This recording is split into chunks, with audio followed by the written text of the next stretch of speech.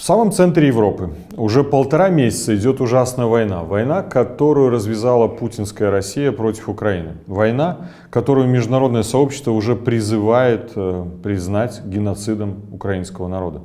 А ключевым плацдармом для начала этой войны стала Беларусь. Под управлением нелегитимного диктатора и военного агрессора Лукашенко. Агрессора, которого международное сообщество почему-то сегодня предпочитает скорее не замечать.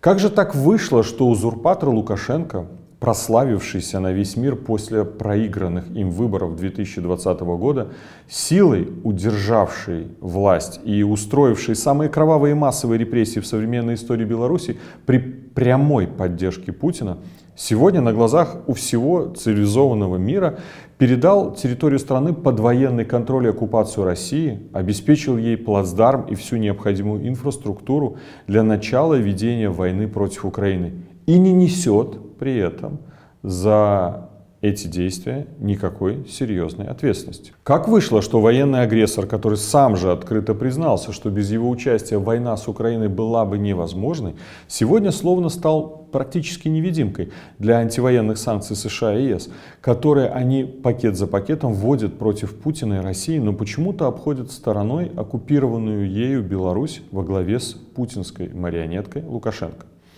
Вместо того, чтобы нести ответственность за свои многочисленные, теперь уже и военные преступления, Лукашенко стал гауляйтером оккупированной Путиным Беларуси и хозяином офшора размером с целую страну, который возник в результате неприменения против Беларуси санкций, аналогичных тем, что применяются против России. Закрывая глаза на невидимку Лукашенко, мировое сообщество дает ему зарабатывать на войне, дает ему возможность помогать Путину обходить санкции через белорусский офшор, фактически платит военному агрессору вместо того, чтобы полностью отрезать ему доступ к любому внешнему финансированию. Но это не первый случай за последние 2 года, когда цивилизованный мир предпочитает не замечать преступления агрессора Лукашенко и обеспечивать его ресурсами для их осуществления. Июнь 2020 года. На лондонской бирже происходит выпуск евробондов в Беларуси на сумму 1 миллиард 250 миллионов долларов США. Гарантами выпуска стали банки Сити, Райфайзен, Société Générale и Ренессанс Капитал. Все это происходит на фоне предвыборной кампании, и уже тогда были зафиксированы первые факты начинающихся в стране репрессий. Уже тогда в тюрьме были муж Светланы Тихановской, Сергей Тихановский и Виктор Бабарико. Уже тогда режим Лукашенко стал бросать белорусов за решетку, избивать и подвергать пыткам за первые акции протеста против репрессий. И уже тогда было совершенно очевидно, что за этим последуют санкции.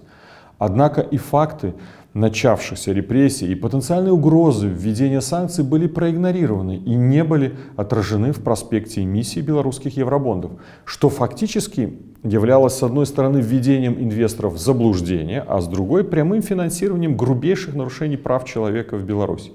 1 миллиард 250 миллионов долларов Лукашенко получил эти деньги и до сих пор использует их для продолжения преступлений против человечности. Уже не только по отношению к белорусам, но и к украинцам. Август 2021 года. В силу вступает решение МВФ об историческом распределении специальных прав заимствования на общую сумму в 650 миллиардов долларов. Квота Беларуси в этом распределении составила почти 1 миллиард долларов. Фальсификация выборов, массовые репрессии и пытки в белорусских тюрьмах, сотни официально признанных политзаключенных на тот момент, убийства мирных протестующих, принудительная посадка борта Ryanair в Минске, начало миграционного кризиса на границе Беларуси и ЕС, который со временем перерос в настоящую гибридную войну Лукашенко против Евросоюза, все это было объективной и задокументированной реальностью, на фоне которой Лукашенко получил от Международного валютного фонда 1 миллиард долларов в виде SDR. Несмотря на широкий общественный резонанс, несмотря на все усилия белорусских демсил и диаспоры, а также поддержавших эти усилия европейских парламентариев, американских сенаторов и конгрессменов по недопущению выделения этих средств режиму Лукашенко, на тот момент уже международного агрессора эти средства были выделены и перечислены на SDR, счет Беларуси в МВФ. И если кому-то кажется, что 1 миллиард это не так уж и много, то для Лукашенко на тот момент получение этих средств, причем безо всяких обязательств, означало увеличение золотовалютных резервов более чем на 14%. Не говоря уже о том, что сам факт наличия доступа к ресурсам Международного валютного фонда является одним из ключевых условий выпуска еврооблигаций, общая сумма которых на тот момент составляла 3 миллиарда 250 миллионов долларов. Фактически, выделив Лукашенко этот миллиард в SDR, МВФ не просто профинансировал его многочисленные преступления, но и спас его от дефолта по еврооблигациям.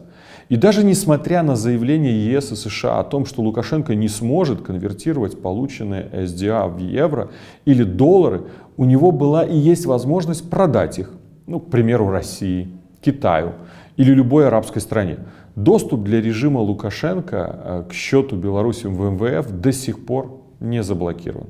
Поэтому сегодня мы можем говорить и о том, что данные средства не только помогли Лукашенко финансово удержаться на плаву, но и стали также источником для финансирования его совместной с Путиным военной агрессии против Украины. Фактически мир заплатил Лукашенко за войну. Об этом также заявило 2 марта и руководство Национального банка Украины, выступив с обращением в МВФ и G7 с требованием заблокировать для Беларуси и России средства от распределения SDR и бойкотировать делегации обеих стран. Все это кажется какой-то фантастикой, необъяснимым парадоксом. Но объяснение есть. Это широко закрытые глаза цивилизованного мира, позволившего Лукашенко стать невидимкой. Есть решение. Миру необходимо просто открыть глаза и увидеть Лукашенко, безумного диктатора, международного преступника и военного агрессора, чтобы наконец по всей полноте привлечь его к ответственности, которой он все это время избегал.